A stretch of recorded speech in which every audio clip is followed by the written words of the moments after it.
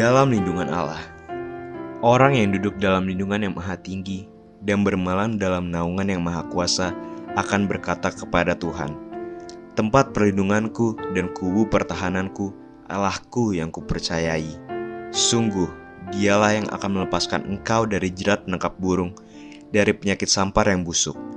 Dengan kepaknya ia akan melindungi engkau, di bawah sayapnya engkau akan berlindung. Kesetiaannya ialah perisai dan pagar tembok. Engkau tak usah takut terhadap kedahsyatan malam, terhadap panah yang terbang di waktu siang, terhadap penyakit sampar yang berjalan dalam gelap, terhadap penyakit penular yang mengamuk di waktu petang. Walau 1.000 orang rebah di sisimu dan 10.000 di sebelah kananmu, tetapi itu tidak akan menimpamu. Engkau hanya menontonnya dengan matamu sendiri dan melihat pembalasan terhadap orang-orang fasik. Sebab Tuhan ialah tempat perlindunganmu, yang maha tinggi telah kau buat tempat perteduhanmu. Malapetaka tidak akan menimpa kamu, dan tulah tidak akan mendekat kepada kemahmu. Sebab malaikat-malaikatnya akan diperintahkannya kepadamu untuk menjaga engkau di segala jalanmu. Mereka akan menatang engkau di atas tangannya, supaya kakimu jangan terantuk pada batu. Singa dan ular tedung akan kau langkahi, engkau akan menginjak anak singa dan ular naga. Sungguh, hatinya melekat kepadaku, maka aku akan meluputkannya. Aku akan membentenginya sebab ia mengenal namaku. Bila ia berseru kepadaku, aku akan menjawab. Aku akan menyertai dia dalam kesesakan. Aku akan meluputkannya dan memuliakannya. Dengan panjang umur akan kukenyangkan dia, dan akan kuperlihatkan kepadanya keselamatan daripadaku.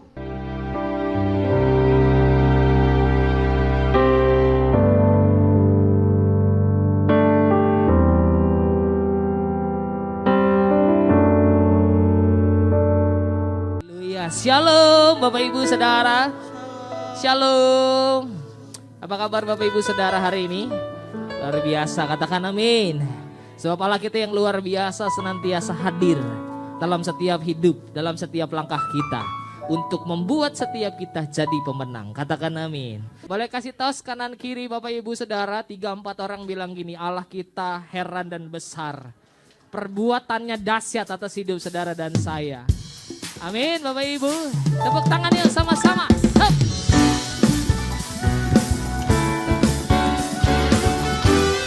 Allahku dahsyat, Dia berkuasa. Dulu, sekarang dan selamanya di bumi di sorga. Percaya katakan amin. Yo, 1, 2. Dari utara ke selatan terdengar pujian bagi Allah. Dari barat sampai ke timur, nama Yesus disanjung tinggi. Dari pulau-pulau, lembah-lembah, gunung-gunung yang tinggi, kemuliaannya disaksikan, kebesarannya diceritakan. Yesus, Yesus, nama Yesus, nama Yesus disanjung. Dari mana saudara? Dari pulau, lembah, gunung yang tinggi. Yo, sama-sama. Allahku dahsyat berkuasa, seluruh disujud menyembah, tinggikan namamu. Allahku dahsyat berkuasa, seluruh disujud. Tepuk tangan sama-sama. Yang bisa joget goyang yuk sama-sama. Ajaib perbuatan-Mu atas kami. Lagi kemuliaan Tuhan, kemuliaannya disaksikan, kebesarannya diceritakan. Siapa namanya? Yesus, Yesus, nama Yesus. Nama Yesus disanjung tinggi. Dari pulau-pulau, lembah-lembah, gunung-gunung yang tinggi. Allahku dahsyat berkuasa, seluruh bumi sujud menyembah, tinggikan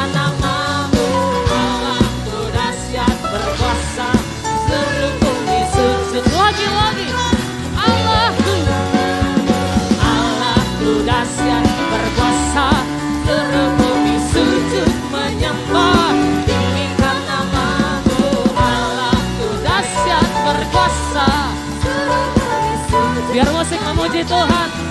Tepuk tangan sama-sama. Hop. Yang ajaib, dahsyat dan luar biasa, siapa namanya saudara? Kasih tahu kanan kiri saudara, bilang gini, Yesus kita dahsyat, Dia ajaib. Haleluya, tepuk tangannya sama-sama.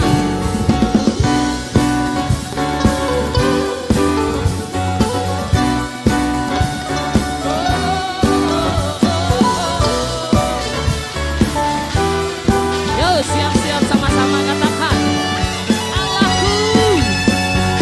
Allahku dahsyat berkuasa, seluruh bumi sujud menyembah, tinggikan namamu. Allahku dahsyat berkuasa, seluruh bumi sujud menyembah. Lagi, Allahku dahsyat berkuasa, seluruh bumi sujud menyembah, tinggikan namamu. Allahku dahsyat berkuasa, seluruh bumi sujud menyembah, tinggikan namamu. Tinggikan namamu. Tinggi, sama-sama katakan, Allahku dahsyat. Haleluya. Wah, Tuhan kita dahsyat, katakan amin. Pentakosta ketiga. Pentakosta ketiga adalah pencurahan Roh Kudus yang dahsyat di zaman ini melebihi yang terjadi di Azusa Street. Pentakosta ketiga akan mengakibatkan penuaian jiwa yang terbesar dan yang terakhir sebelum Tuhan Yesus datang kembali. Pentakosta ketiga akan membangkitkan generasi Yeremia, yaitu anak-anak muda yang dipenuhi Roh Kudus, cinta mati-matian kepada Tuhan Yesus, tidak kompromi terhadap dosa, dan akan bergerak untuk memenangkan jiwa. Pentakosta ketiga lahir di Indonesia yang bergerak ke bangsa-bangsa. Gerakan ini dari timur ke barat dan akan kembali ke Yerusalem. Pentakosta ketiga akan memberikan kuasa untuk menyelesaikan amanat agung, dan setelah itu Tuhan Yesus datang kembali. Haleluya. Mari tundukkan kepala di hadapan Tuhan. Kami bersyukur Tuhan sampai hari ini, dan terus Tuhan tuntun kami untuk boleh ada menantikan setiap janji-janji-Mu. Tuhan, hari ini kami datang di hadirat-Mu, membawa setiap korban syukur kami. Kami rindu akan Engkau, kami cinta akan Engkau Tuhan. Maka biar hari ini Tuhan nyatakan kebaikan-Mu lebih lagi dalam kami. Kami bersyukur kami punya Tuhan yang besar. Kami bersyukur kami punya Tuhan yang ajaib dalam hidup kami. Allah yang tidak pernah meninggalkan kami. Engkau senantiasa hadir memberkati setiap hidup kami. Dan hari ini kami datang Tuhan, kami mau bersyukur kepadamu dan kami mau katakan terima kasih banyak Tuhan. Terima kasih buat kebaikan-Mu atas kami. Terima kasih ya Tuhan, terima kasih. Mari ngucap syukur Bapak Ibu Saudara. Dimanapun Bapak Ibu Saudara menyembah hari ini, mari bersyukur sama Tuhan.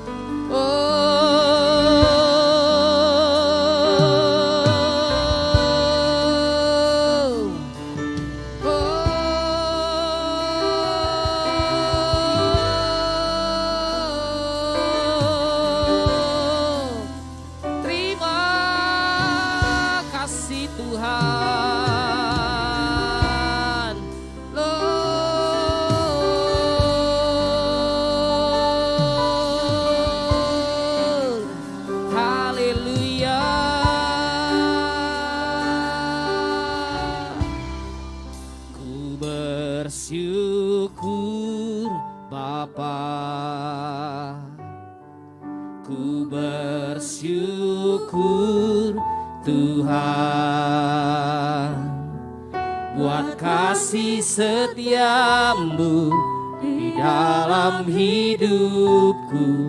Ku bersyukur, ku bersyukur. Ku bersyukur Bapa,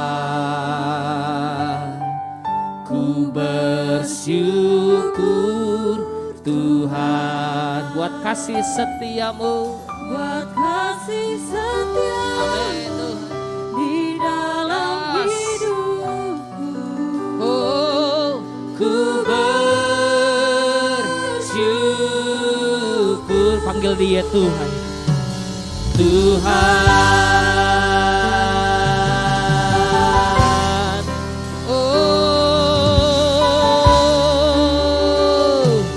nyanyikan pujian ini dari awal. Banyak yang kau perbuat di dalam hidupku, rancangan indahmu terjadi di hidupku. Bapa yang mengerti segala yang ku perlu, kasih-Mu sempurna nyata dalam hidupku.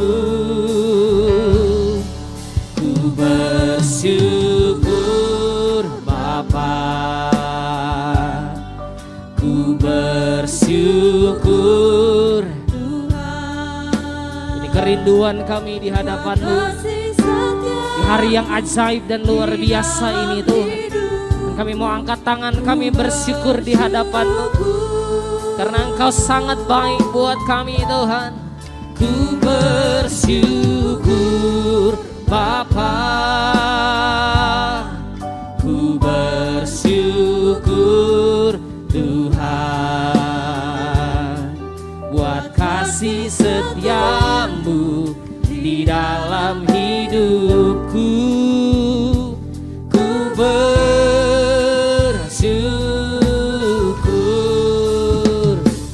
Tuhan.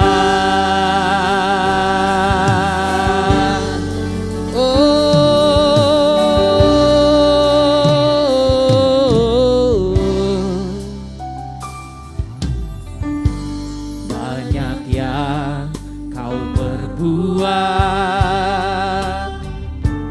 di dalam hidupku, rancangan indah terjadi dalam kami. Amin, amin, amin. Bapa yang mengerti segala yang ku perlu, kasih-Mu sempurna nyata dalam hidupku.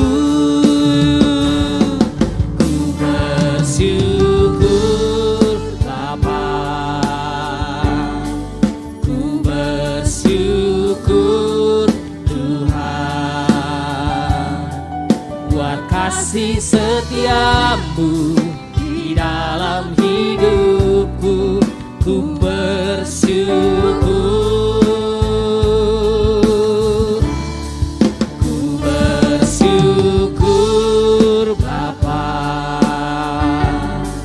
ku bersyukur Tuhan buat kasih setia-Mu di dalam hidupku. Lebih lagi katakan ku bersyukur, ku bersyukur Bapa, ku bersyukur Tuhan buat kasih-Mu, buat kasih setia-Mu di dalam hidupku. Ku bersyukur, ku bersyukur Bapa, ku bersyukur Tuhan buat kasih-Mu, buat kasih setia-Mu di dalam hidupku. Ku bersyukur, panggil Dia Tuhan, Tuhan. Ku bersyukur Bapa, ku bersyukur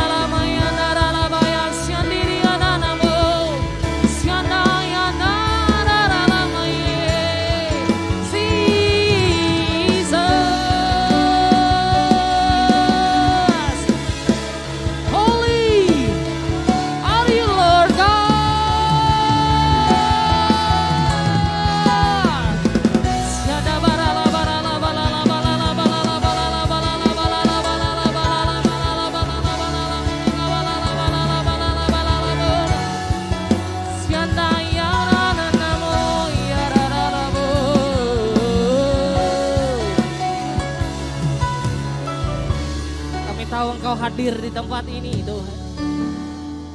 Ku bersyukur. I know you are here, Lord. Bersyukur Tuhan Give your anointing. buat kasih Fill me again with your Holy Spirit. dalam hidup. Penuhi, urapi, jamah, lawat, sembuhkan, pulihkan kami dalam hadirat-Mu Tuhan. Ku Bersyukur I need you more and more and more and more and more. Ku bersyukur. Tuhan Haleluya. buat kasih setiamu di dalam hidupku.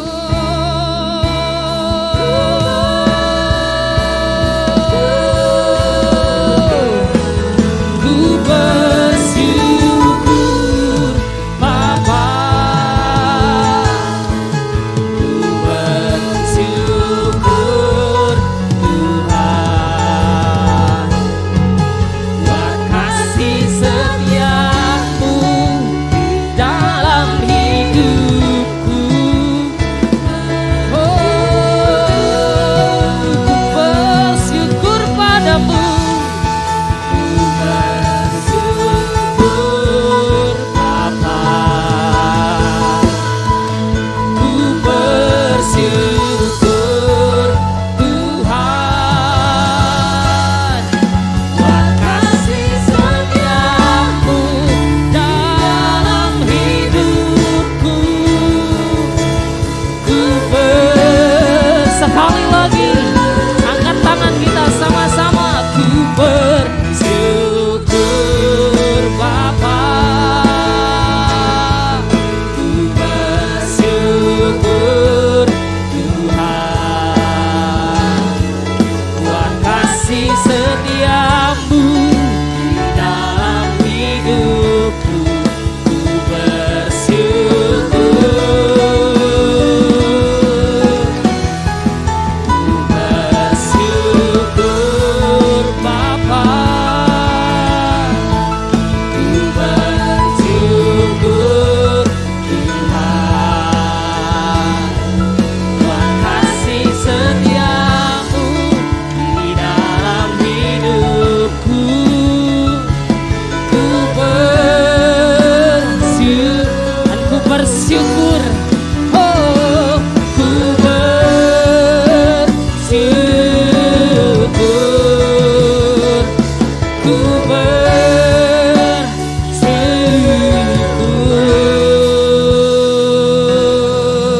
bersyukur. Panggil dia Bapa, Bapa.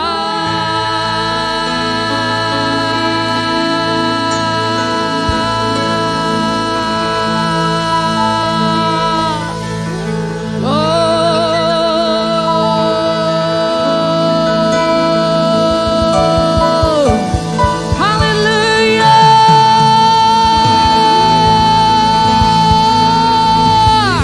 Haleluya. Wow, yes Lord. Kau Allah yang kudus. Kau Allah yang kudus. Di tata suci-Mu kami menyembah. Nama-Mu disanjung, kuasa-Mu nyata sempurna. Kami puja Engkau Raja mulia. Kau Allah yang kudus. Kau Allah yang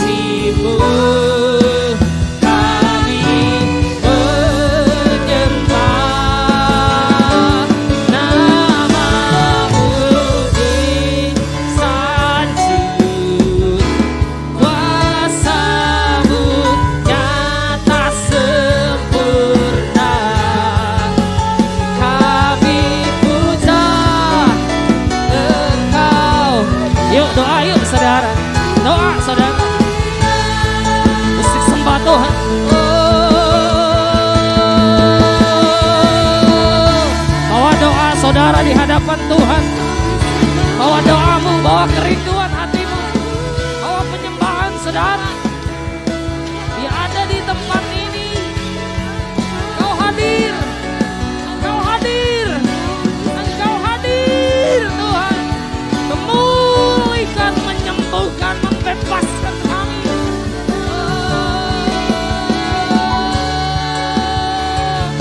Surahkan rohmu.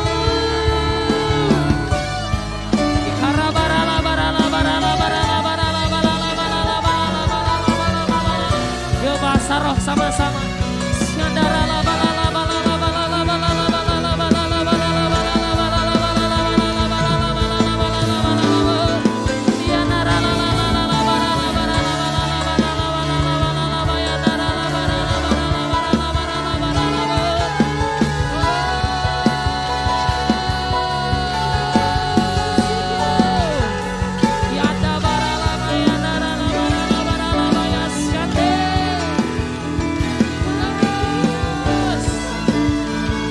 Hanya Engkau yang kami percaya, kami sembah ya Tuhan.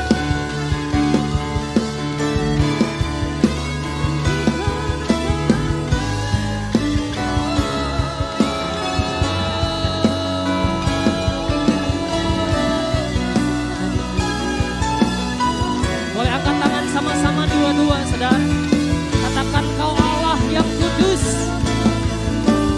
Kau Allah yang kudus.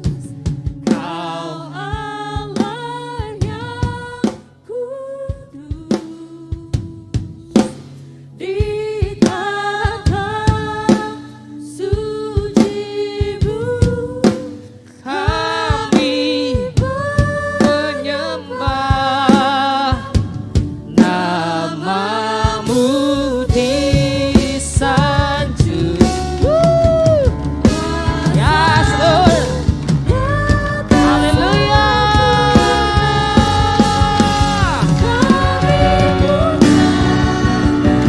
Sekali lagi saudara, dengan iman, Kau Allah yang kudus.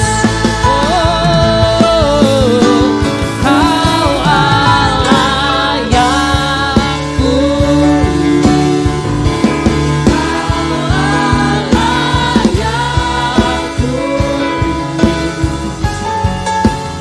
Di tanah suci-Mu kami menyembah namamu disanjung. Kuasa-Mu nyata sempurna. Kami puja Engkau Raja mulia. Kami puja Tuhan. Kami puja Engkau Raja mulia. Mulia. Kami puja. Kami puja Engkau Raja mulia.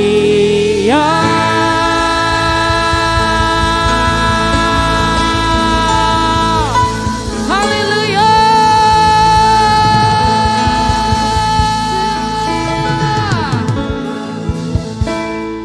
Wow.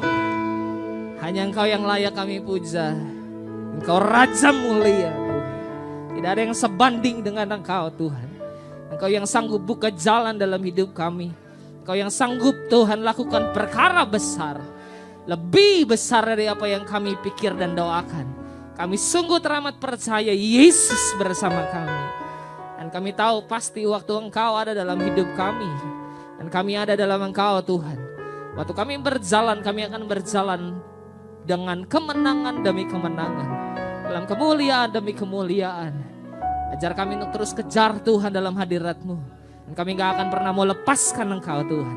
Karena kami tahu Engkaulah segalanya. Engkau dahsyat di hidup kami. Dahsyat Tuhan, dahsyat Tuhan, dahsyat Tuhan. Woo! Hari ini kami mau datang menyembah memuji Engkau. Karena Engkau ajaib dalam kami. Terima kasih Bapa. Dalam nama Tuhan Yesus kami berdoa dan mengucap syukur. Sama-sama katakan amin.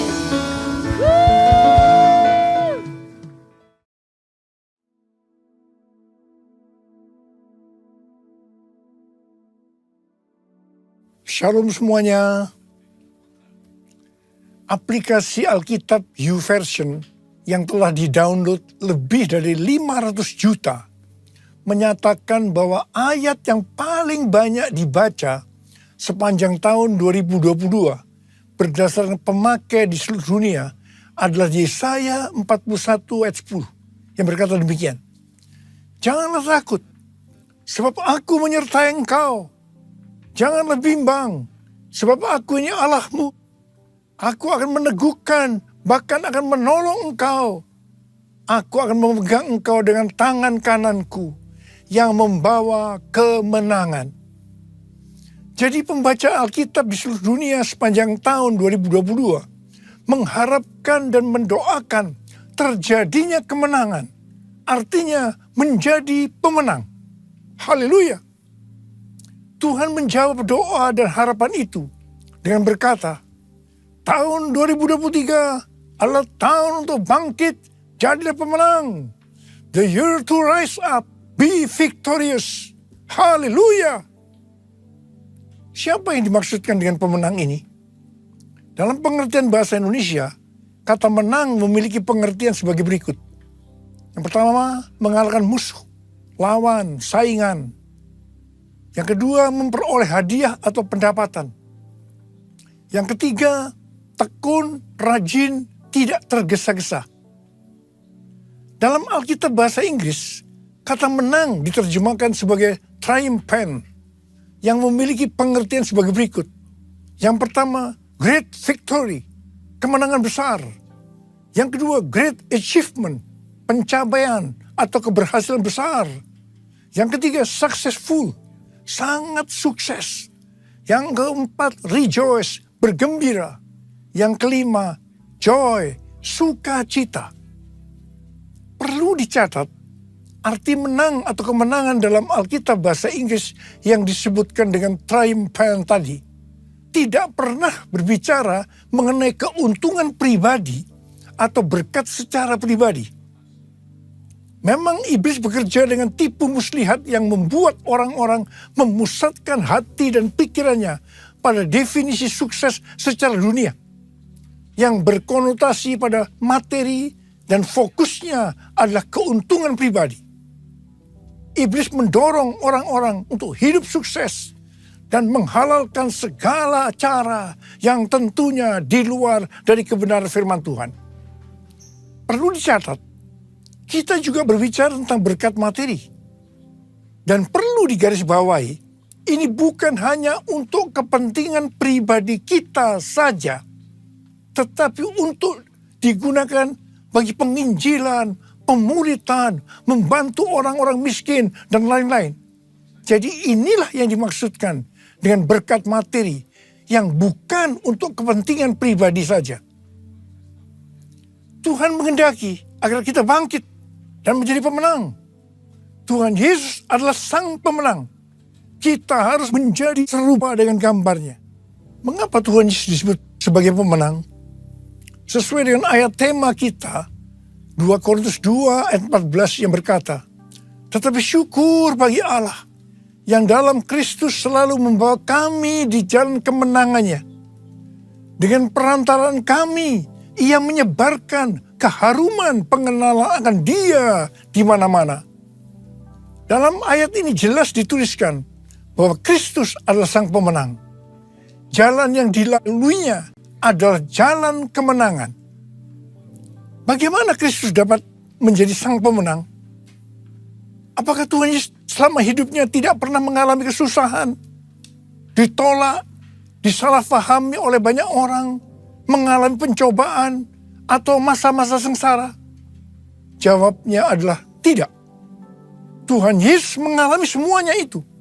Bahkan muridnya sendiri yang bernama Yudas Iskariot berkhianat, menyerahkan dia kepada orang-orang Yahudi. sampai akhirnya dia harus disalibkan. Dihujat oleh ahli Taurat, oleh para imam, orang yang lalu lalang, bahkan salah satu penjahat yang di sebelahnya ikut menghujat dia. Dan akhirnya Tuhan Yesus mati. Ada pertanyaan, bagaimana Tuhan Yesus mati justru menjadi pemenang? Ibrani 2 ayat 14b sampai dengan 15 berkata, supaya oleh kematiannya ia memusnahkan dia, yaitu iblis yang berkuasa atas maut. Dan supaya dengan jalan demikian ia membebaskan mereka yang seumur hidupnya berada dalam perhambaan oleh karena takutnya kepada maut. Di sini dengan jelas dituliskan, justru oleh karena Tuhan Yesus mati, dia keluar sebagai pemenang. Yesus mengalahkan dan memusnahkan iblis yang berkuasa atas maut. Sehingga orang-orang yang percaya kepada Tuhan Yesus akan diselamatkan dari kematian kekal selama-lamanya di neraka. Jadi untuk menyelamatkan kita dari mati kekal selama-lamanya, Tuhan Yesus harus mati. Dan pada hari yang ketiga, dia bangkit dari kematian. Sekali lagi, karena Tuhan Yesus mati, maka dia adalah sang pemenang. Yesus mati menjadi pemenang melalui jalan salib. Karena Tuhan Yesus menjadi pemenang melalui jalan salib, maka kita sebagai murid-muridnya, yaitu orang yang hidup sama seperti Kristus telah hidup, untuk menjadi pemenang, kita juga harus melalui jalan salib atau pikul salib.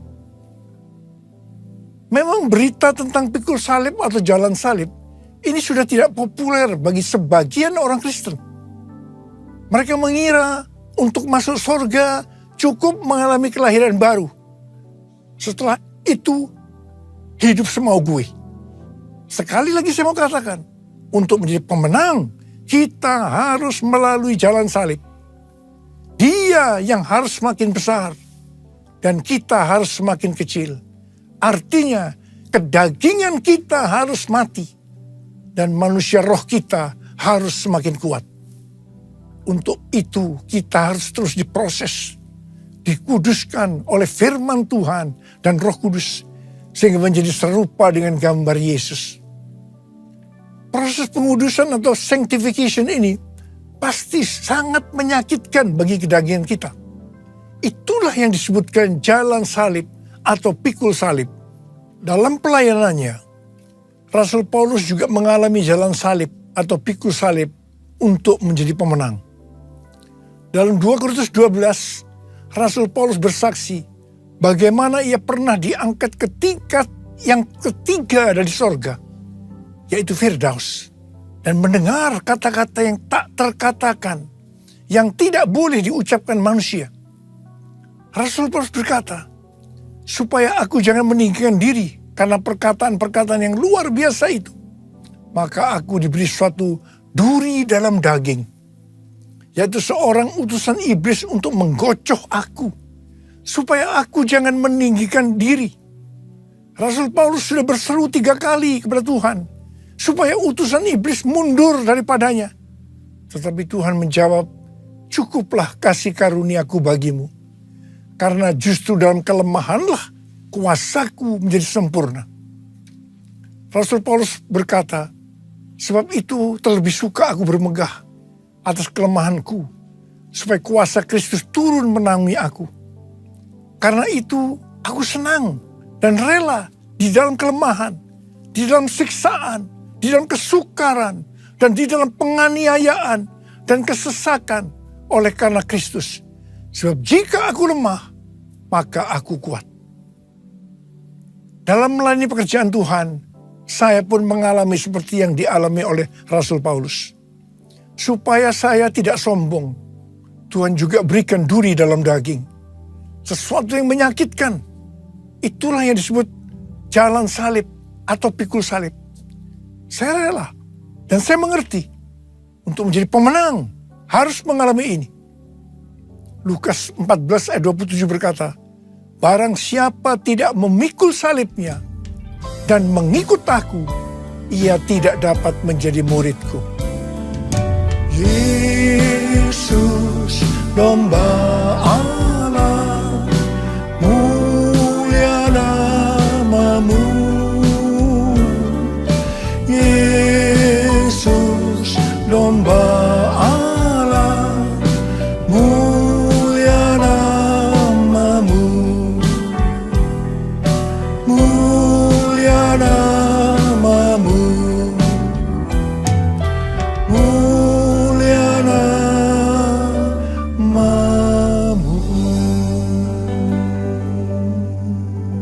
Lukas 12 ayat 4 dan 5 adalah pengajaran khusus dari Tuhan Yesus bagi murid-muridnya. Tuhan Yesus berkata, "Aku berkata kepadamu, hai sahabat-sahabatku, janganlah kamu takut terhadap mereka yang dapat membunuh tubuh dan kemudian tidak dapat berbuat apa-apa lagi.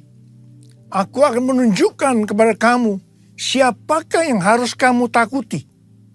Takutilah Dia yang setelah membunuh mempunyai kuasa untuk melemparkan orang ke dalam neraka.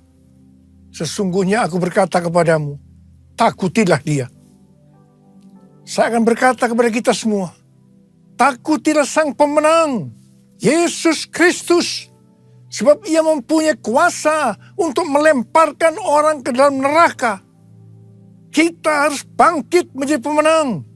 Pemenang adalah orang-orang yang takut akan Tuhan. Amsal 8:13 berkata, takut akan Tuhan ialah membenci kejahatan. Aku benci kepada kesombongan, kecongkakan, tingkah laku yang jahat, dan mulut penuh tipu muslihat. Kita akan melihat berkat-berkat yang Tuhan sediakan bagi orang yang takut akan Tuhan. Mazmur 34 ayat 10 berkata, takutlah akan Tuhan, hai orang-orang yang kudus, sebab tidak berkekurangan orang yang takut akan Dia. Memasuki tahun 2023 yang berat ini, kita percaya kita tidak akan kekurangan suatu apapun karena kita takut akan Dia. Haleluya. Mazmur 25 ayat 12 sampai dengan 14 berkata, siapakah orang yang takut akan Tuhan? Kepadanya Tuhan menunjukkan jalan yang harus dipilihnya. Orang itu sendiri akan menetap dalam kebahagiaan, dan anak cucunya akan mewarisi bumi. Tuhan bergaul karib dengan orang yang takut akan Dia, dan perjanjiannya diberitahukannya kepada mereka. Haleluya! Sekali lagi, saya mau katakan kepada kita semua, bahwa kita harus takut akan Tuhan. Yang mau takut akan Tuhan katakan amin. Pesan Tuhan buat kita semua, bahwa kita harus bangkit, jadilah pemenang dalam hal unity. Dalam Yohanes 17 yang merupakan doa Yesus untuk murid-muridnya, Tuhan Yesus berdoa kepada Bapa, Bapa, aku telah memberikan kemuliaan yang kau berikan kepadaku, kepada mereka, yaitu kita-kita ini, supaya mereka, yaitu kita-kita ini, menjadi satu. Kalau mereka atau kita-kita ini sudah sempurna menjadi satu, dunia akan melihat, dunia akan tahu, dan dunia akan percaya bahwa Engkaulah yang telah mengutus aku, dan bahwa Engkau mengasihi mereka, yaitu kita-kita ini, sama seperti Engkau mengasihi aku. Ini berarti kalau kita menjadi satu, kalau kita unity, maka akan terjadi penuaian jiwa besar-besaran. Saya ingat awal tahun 2000, saya pernah ditegur Tuhan dengan kata-kata yang keras. Niko, kamu sombong, kamu arogan. Tuhan melihat karena pelayanan yang sukses membuat saya menjadi sombong, arogan, sehingga membuat banyak hamba-hamba Tuhan hatinya terluka karena banyak jemaat-jemaatnya yang saya tidak merasa kalau saya begitu arogan, sombong, sampai Tuhan menegur saya dengan keras. Saya menangis, saya bertobat, dan saya bertanya kepada Tuhan, apa yang harus saya lakukan Tuhan? Tuhan berkata, ada 2 hal yang kamu harus lakukan. Yang pertama, saya harus menurunkan nama gereja Betani yang saya banggakan. Yang kedua, saya harus minta maaf pada gereja-gereja dan hamba-hamba Tuhan. Saya melakukan perintah Tuhan itu dengan sungguh-sungguh. Apa yang terjadi setelah itu? Tiba-tiba roh rekonsiliasi turun antara gereja kita dengan gereja-gereja lainnya. Dan juga di antara gereja-gereja lain tadi. Di tengah-tengah rekonsiliasi itu, tiba-tiba roh doa turun di Indonesia. Saya ingat tahun 2003 ada NPC, National Prayer Conference di Gelora Bung Karno, Jakarta.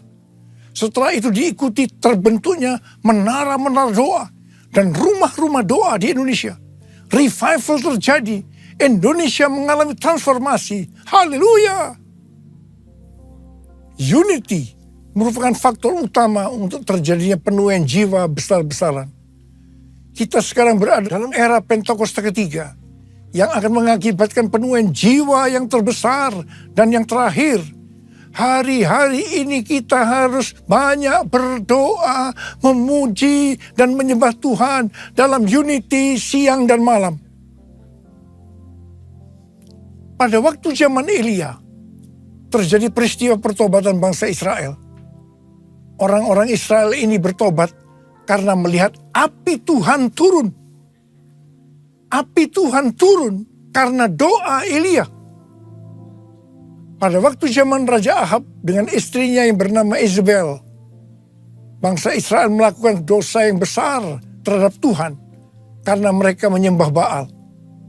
Elia diutus Tuhan untuk membuat bangsa Israel bertobat kembali.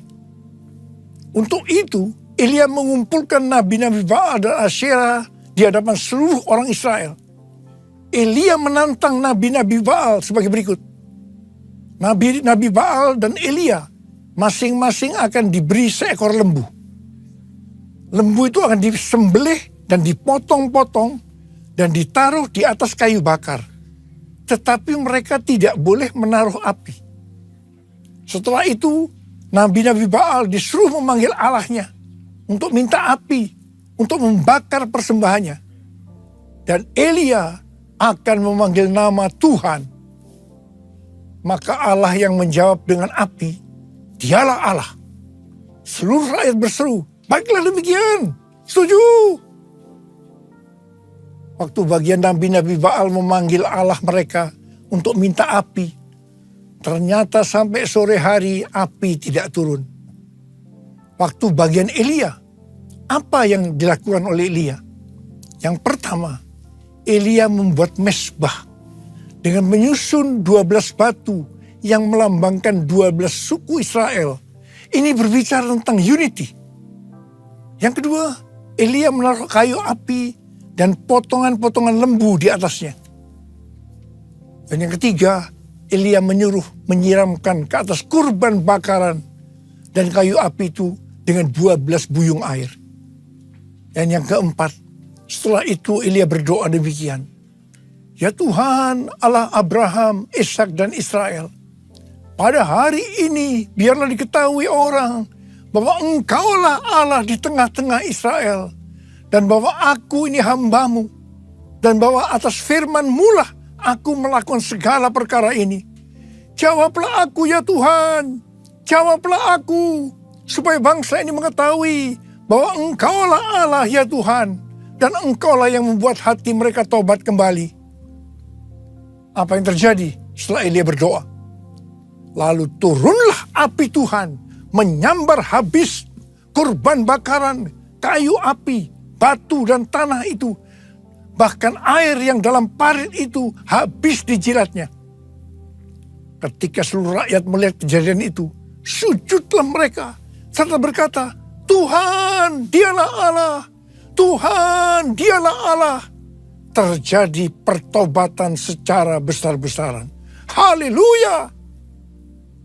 Jadi sebelum Elia berdoa, dia membuat mezbah dari 12 batu yang melambangkan 12 suku Israel yang berbicara tentang unity.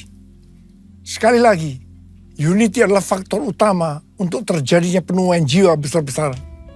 Hari-hari ini kita perlu lebih banyak berdoa, memuji dan menyembah Tuhan dalam unity siang dan malam.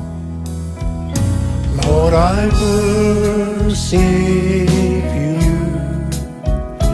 Lord, I worship you. As I bow down on my knees, I worship you. Lord, I worship you. Lord, I worship you. For you are my everything. I worship you. For you are my everything. I worship you. Hari-hari ini sedang terjadi kebangunan rohani di antara anak-anak muda di Asbury University, Wilmore, Kentucky. Dan itu sudah menyebar kemana-mana, termasuk Lee University, Church of God, dan juga terjadi di ORU, Oral Roberts University.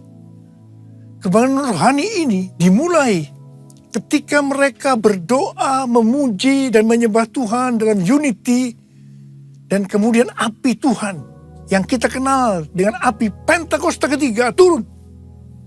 Dan mereka hari-hari ini berdoa, memuji dan menyembah Tuhan dalam unity siang dan malam. Ini yang kita sebut dengan restorasi Pondok Daud. Terjadi pertobatan, terjadi kesembuhan, revival sedang terjadi. Api Pentakosta ketiga sedang dicurahkan di Amerika. Hari-hari ini kita harus banyak berada di menara doa untuk berdoa, memuji dan menyembah Tuhan bersama-sama dalam unity siang dan malam. Anak-anak muda, Opa minta kamu semua masuk menara doa. Seperti nubuatan dari Cindy Jacob tahun 2018 di SICC. Ketika api Pentakosta ketiga turun, bahwa gerakan ini akan terjadi dari timur ke barat dan kembali ke Yerusalem. Barat yang dimaksudkan itu adalah Amerika Serikat.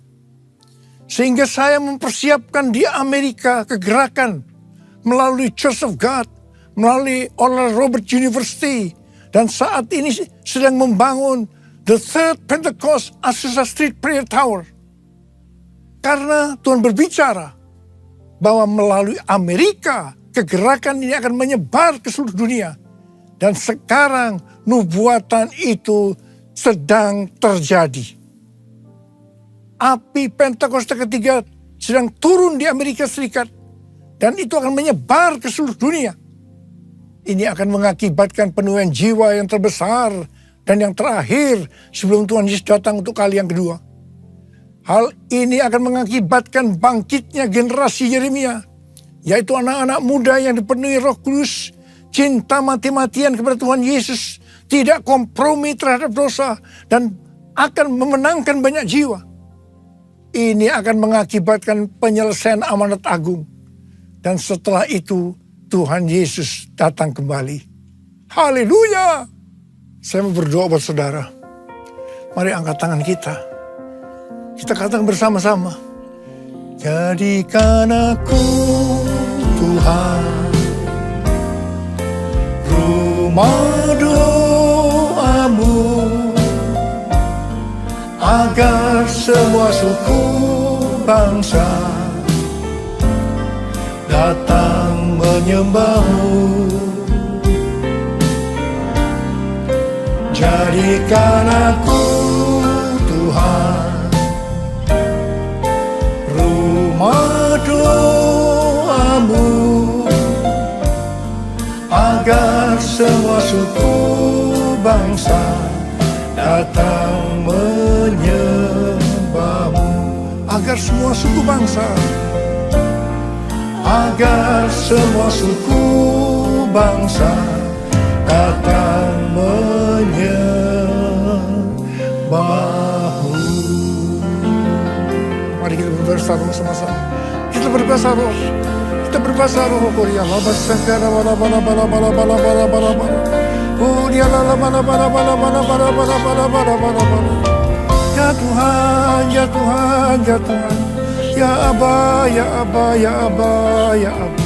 Apa Bapa, kami berdoa bersama-sama hari ini Tuhan. Jadikan kami sebagai rumah doa-Mu. Kami akan masuk dalam menara-menara doa. Untuk berdoa, memuji dan menyembah Tuhan bersama-sama dalam unity siang dan malam. Hamba-Mu percaya hari-hari ini api Pentakosta ketiga sedang turun. Sedang turun. Ya Tuhan, di Amerika dan menyebar ke seluruh dunia. Termasuk di Indonesia hari-hari turun. Turun. Oh, kami akan menyelesaikan amanat agung Tuhan Yesus. Oh Tuhan, terima kasih, terima kasih, terima kasih, terima kasih. Oh terima kasih ya Abah. Jadikan kami sebagai rumah doa-Mu. Jadikan aku Tuhan rumah doa-Mu, agar semua suku bangsa datang menyembah-Mu. Jadikan aku Tuhan rumah doa-Mu, agar semua suku bangsa datang menyembah-Mu.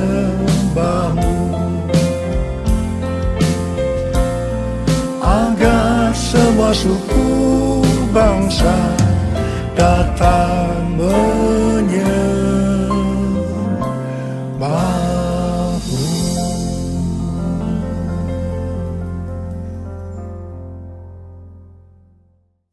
Mari saudara-saudara, kita akan masuk dalam perjamuan kudus. Kita akan mengingat ayat ini. Sebab setiap kali kamu makan roti ini dan minum cawan ini, kamu memberitakan kematian Tuhan sampai Ia datang. Perjamuan kudus adalah perjamuan Tuhan Yesus sendiri. Setiap kali kita masuk dalam perjamuan kudus, ini pesan Tuhan Yesus pada kita semua. Biarlah ini menjadi peringatan akan daku. Peringatan akan daku. Karena itu mari arahkan hati kita kepada kebaikan Tuhan. Kita akan mengingat kebaikan Tuhan. Mari tundukkan kepala. Bapa, siapakah kami sebelum kami mengenal Engkau? Kami semua orang berdosa. Upah dosa adalah maut, mati. Tapi Engkau yang tidak berdosa telah dijadikan dosa oleh karena kami. Engkau harus turun dari surga mulia menjelma menjadi manusia. Mati ganti kami dengan penderitaan yang luar biasa. Sungguh kalau kami pikirkan betapa baiknya Engkau ya Abah. Betapa baiknya Engkau. Engkau jadikan kami sebagai anak-anak-Mu. Engkau tuntun, Engkau bela, Engkau lindungi, Engkau berkati, Engkau tegur juga kalau kami salah. Itulah Engkau ya Abah. Itu Engkau Abah. Tuhan akan memberkati kita melalui perjamuan kudus. Tapi Tuhan mau kita makan dan minum dengan cara yang benar. Oleh karena itu mari masing-masing introspeksi.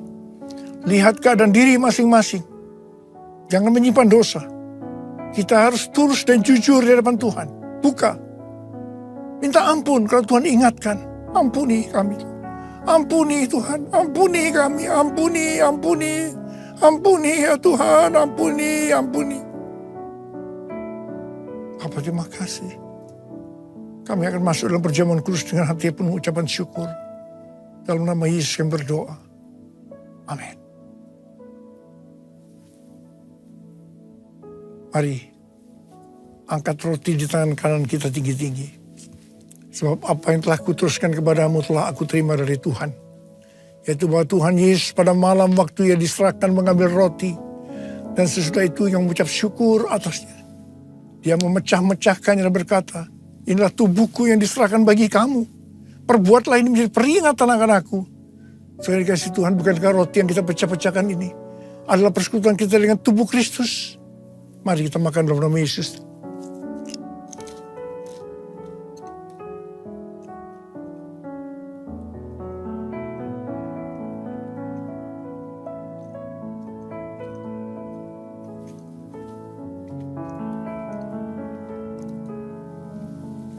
mengangkat cawan di tangan kita tinggi-tinggi.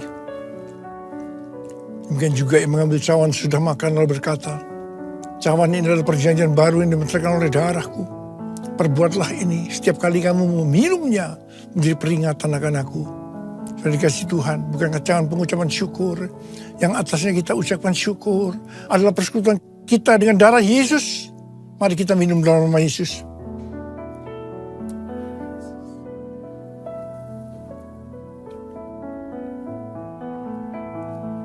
Angkat tangan kita bersama-sama. Ucapkan syukur dan terima kasih. Dengan suara, jangan diam. Tuhan, terima kasih ya Tuhan. Terima kasih ya Tuhan, terima kasih. Oh, terima kasih ya Abba. Terima kasih ya Tuhan. Oh, rabababababa. Kamu berdoa buat yang sakit ya Tuhan. Yang sakit boleh angkat tangan. Terimalah berkat, kesembuhan. Terimalah kesembuhan. Terima kesembuhan. Terima. Sembuh dalam nama Yesus. Sembuh dalam nama Yesus. Sembuh dalam nama Yesus.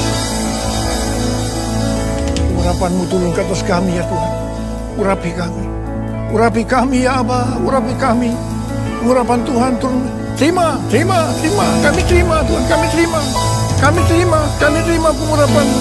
Kami terima. Terima kasih ya Pak. Terima kasih. Dalam nama Yesus. Amin. Sekarang mari angkat tangan saudara. Terimalah berkat Tuhan. Kasih karunia berlimpah-limpah daripada Allah Bapa dalam Anak yang tunggal Yesus Kristus. Persekutuan yang manis dengan Roh Kudus menyertai saudara sekalian mulai hari ini. Sampai Tuhan Yesus datang menjemput kita di awan-awan. Dan bahkan sampai selama-lamanya. Yang percaya bersama-sama katakan, amin. Tuhan Yesus berkati berlimpah-limpah.